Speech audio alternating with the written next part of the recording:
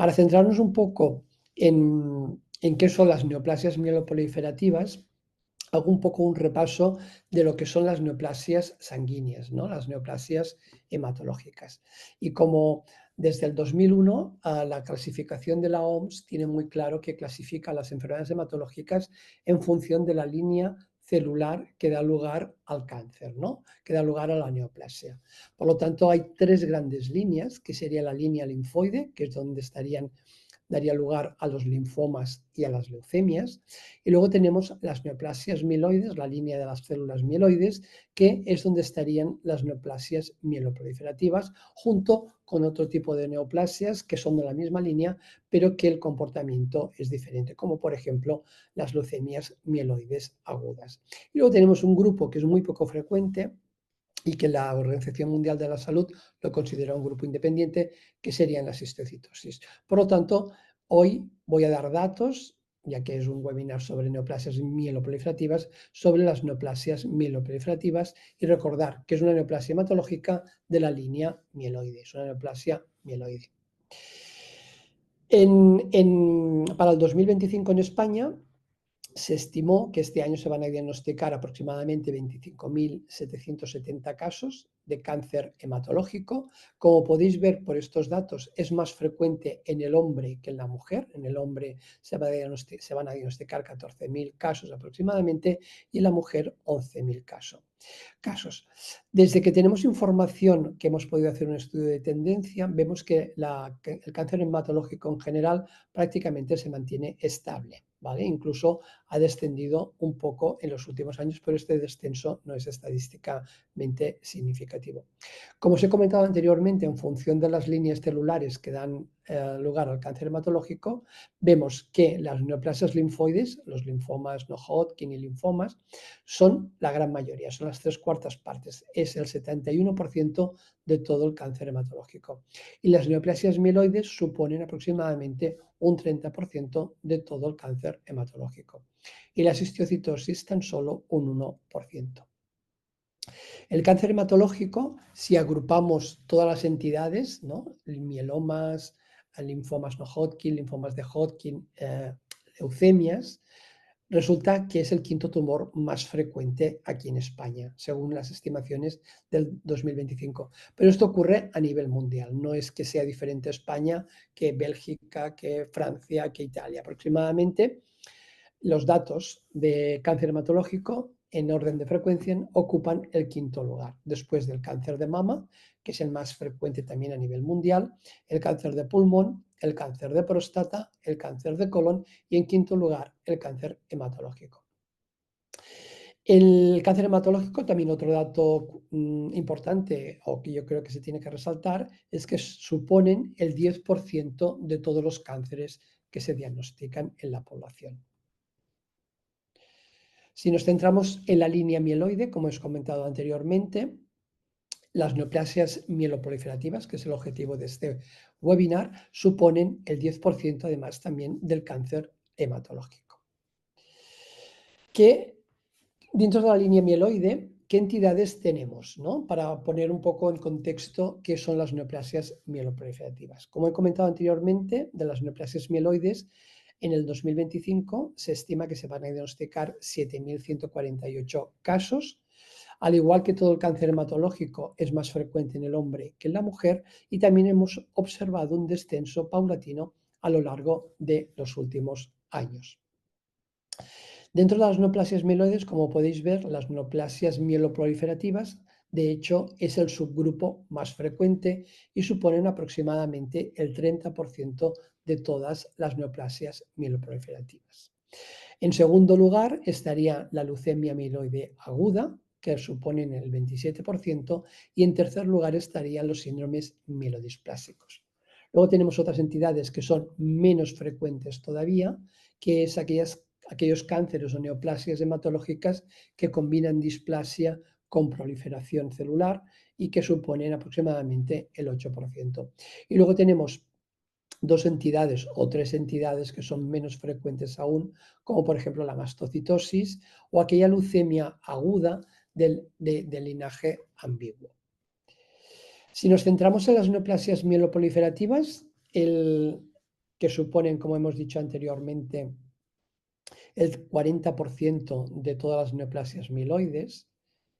A su vez, si bajamos a subtipos, que esto es la novedad de este informe, porque hasta este momento no teníamos datos de los subtipos, pues por primera vez tenemos datos de los subtipos de las neoplasias mieloproliferativas que suponen, cuáles son las más frecuentes y cuál es la incidencia. Pues dentro de las neoplasias mieloproliferativas, para el 2025, la más frecuente es la trombocitemia esencial, aquella patología de las líneas de la serie mieloide que son las plaquetas, ¿vale? Cuando hay un clon de las células que producen las plaquetas, a esta patología se le llama trombocitemia esencial y suponen aproximadamente el 50% de todas las neoplasias mieloproliferativas. Se estima que en el 2025 se diagnosticarán 1.260 casos. En segundo lugar, la patología mieloproliferativa más frecuente es la policitemia vera, que como veis se estima que en el 2025 se diagnosticarán aproximadamente 600 pacientes con un diagnóstico de policitemia vera. En tercer lugar estaría la mielofibrosis primaria, con un número de casos estimados o de pacientes de 408 casos. Como podéis ver, las tres patologías mieloproliferativas más frecuentes en España, y no solamente en España, sino a nivel mundial, es la trombocitemia esencial, en segundo lugar la policitemia vera y en tercer lugar la mielofibrosis primaria. Luego tenemos un cuarto grupo, que es la leucemia mieloide crónica, que normalmente se considera también una neoplasia mieloproliferativa, pero normalmente siempre se estudia como aparte, ¿no? Son aquellas tipos de leucemia que son cromosoma Filadelfia positivo y se suelen separar las neoplasias mieloproliferativas en neoplasias cromosoma Filadelfia positivo, como la leucemia mieloide crónica, y aquellas que son cromosoma Filadelfia negativo, que sería el resto. ¿Vale? Luego nos quedan dos subgrupos, que es la leucemia neutrofílica o la leucemia eosinofílica crónica, que suponen tan solo un 1%, es muy poco frecuente, y luego siempre nos queda un cajón desastre, que son aquellas neoplasias mieloproliferativas que el hematólogo o el clínico sabe que es una neoplasia mieloproliferativa, pero no tiene información suficiente como para poder catalogarla en los grupos que os he comentado anteriormente, ¿vale? Que esto es un grupo cajón desastre y que se llama es el grupo de las neoplasias mieloproliferativas inespecíficas, ¿vale? Y esa sería la foto de cuál es la incidencia o cuál es la proporción de cada entidad de neoplasias mieloproliferativas en el conjunto de las neoplasias mieloproliferativas, ¿no? Insistir, la más frecuente, la trombocitemia esencial, la que afecta a las células que producen las plaquetas, y la policitemia vera, que son aquellas patologías que afectan a la línea de los hematíes, de los eritrocitos. Vale, esto sería incidencia, y si pasamos a la supervivencia de las neoplasias mieloproliferativas, vamos a hacer lo mismo, vamos a repasar entidad por entidad. Vale, y aquí os pongo el periodo analizado para calcular supervivencia. Insistir que es un periodo no es actual, porque si queremos tener supervivencia de 5 años, tenemos que tener un seguimiento mínimo de los pacientes de 5 años para saber cuál será su supervivencia a los 5 años y por lo tanto, por eso cortamos el grupo de pacientes incidentes hasta el 2018. ¿Vale? O sea que para calcular la supervivencia hemos utilizado aquellos pacientes diagnosticados entre el 2009 y el 2018. Vale. Veo que se ha desconfigurado. Se ha desconfigurado y no me salen números y no me sale la patología. ¿De acuerdo? Un momento que lo voy a comprobar con el informe que tengo aquí. Y os digo, ¿vale? Os digo a qué corresponde cada número.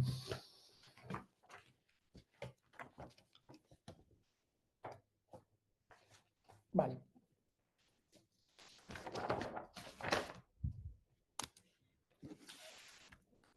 Vale. Tenemos el 6, que corresponde a la trombocitemia esencial, es de las neoplasias proliferativas es la que tiene mejor supervivencia. La supervivencia que doy aquí o que hemos calculado o estimado aquí en España es supervivencia a 5 años. ¿Esto qué quiere decir? Que nosotros seguimos a los pacientes desde el diagnóstico hasta el final del seguimiento de los pacientes y podemos decir que el 90% de los pacientes con una trombocitemia esencial sobreviven a la enfermedad a los 5 años. O sea, podemos considerar que es una patología con muy buen pronóstico, ¿vale? Tiene una supervivencia por encima del 80%. Luego estaría, en segundo lugar, estaría la policitemia vera, que también está alrededor del 90% de supervivencia a los 5 años, con una supervivencia exacta del 89,5%. ¿De acuerdo? Este sería el intervalo de confianza. Es muy estrecho, ya que tenemos muchos pacientes en esta estimación y es también una muy buena supervivencia a los 5 años. Y antes de pasar a la siguiente diapositiva, nos quedaría la mielofibrosis primaria, que es esta de aquí, es el número 5, que la supervivencia a los 5 años es más baja y es del 50%. Quiere decir que a los 5 años sobreviven el 50% de los pacientes diagnosticados con una mielofibrosis primaria. ¿De acuerdo? Y el 3 serían las leucemias mieloides crónicas, que la supervivencia también se considera buena desde que se empezó a tratar a los pacientes con terapia diana, con el imatinib, a partir de los años 2000, a principios del 2000, y esa supervivencia de la leucemia mieloide crónica ha mejorado mucho en los últimos años. Antes tenía un pronóstico muy malo y ahora el pronóstico ha mejorado mucho. Vale, si lo comparamos por sexos, esta sería, en rojo tendríamos la supervivencia en las mujeres y en azul la supervivencia en los hombres.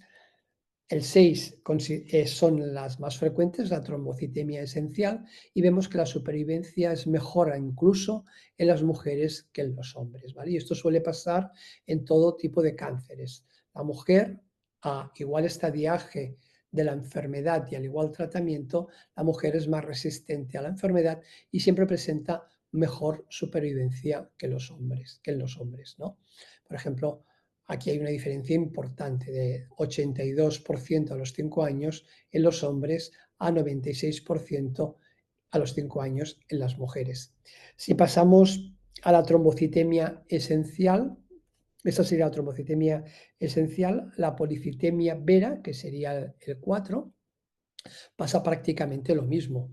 Hay una gran diferencia entre las mujeres y los hombres, y las mujeres tienen una supervivencia del 94% y los hombres del 85%. Es un patrón muy similar a la trombocitemia esencial. Y la mielofibrosis primaria, que es la que tiene peor supervivencia, vemos que incluso las diferencias en supervivencia entre mujeres y hombres es estadísticamente significativa, bastante. En las mujeres es del 64% a los 5 años y los hombres del 41% a los 5 años. Por lo tanto, como conclusión, en cuanto a la supervivencia, podemos decir que las mujeres tienen mejor supervivencia en casi todas las neoplasias mieloides y en concreto las neoplasias mieloproliferativas. Perdona, tengo una pregunta. ¿Y se sabe por qué hay esta diferencia entre hombres y mujeres? Y luego también en el rango de vida que se está estudiando a 5 años, ¿también se contemplan las personas que están trasplantadas en mielofibrosis primaria? Sí, bueno, respondiendo a la primera pregunta, la verdad es que no se sabe por qué la mujer suele tener mejor supervivencia que los hombres. La hipótesis es que normalmente los hombres tienen más copatologías, ¿no? Padecen, cuando se les diagnostica una patología de este tipo, que suelen ser pacientes de más edad, suelen tener la prevalencia de comorbilidad que se llama o de copatologías, aparte del cáncer, suele ser más frecuente en el hombre. Por ejemplo, una copatología frecuente pues podría ser la diabetes mellitus tipo 2, la insuficiencia renal, la insuficiencia respiratoria, y esto hace que a la hora de hacer trasplantes o a la hora de dar tratamiento, quizás en el hombre no esté tan indicado por esta copatología como en la mujer. ¿vale? La mujer siempre ha tenido mejor salud históricamente, ¿vale? Y esto suele corresponder a cohortes más antiguas, ¿no? Y lo que habéis, y la siguiente pregunta, que es, ¿se incluye en la mielofibrosis los pacientes trasplantados? Pues esta información yo no la tengo, ¿vale? Pero sí que se incluye en estos datos, porque, como he dicho anteriormente, nosotros estos datos de supervivencia incluyen a toda la población. Es real world data, tanto pacientes trasplantados como pacientes no trasplantados. Si hiciésemos un estudio separando los pacientes trasplantados y no trasplantados, seguro que la supervivencia sería mejor. O en función de la edad, pacientes más jóvenes, pues las indicaciones del trasplante se cumplen más que en gente mayor, que en personas mayor, y por lo tanto seguro que los jóvenes tienen mejor supervivencia que la gente más mayor. Y esto lo veremos ahora cuando analicemos la supervivencia por edad, ¿vale? O sea que en estos datos, como he comentado antes, no hay exclusión de tipos de pacientes, sino están incluidos todos y es un promedio, ¿vale? No quiere decir que esto vaya, este tipo de supervivencia de la mielofibrosis, que ya sé que llama un poco la atención, que es baja, pero están incluidos todos los pacientes, independientemente de la edad, independientemente del tratamiento que hayan hecho, ¿vale?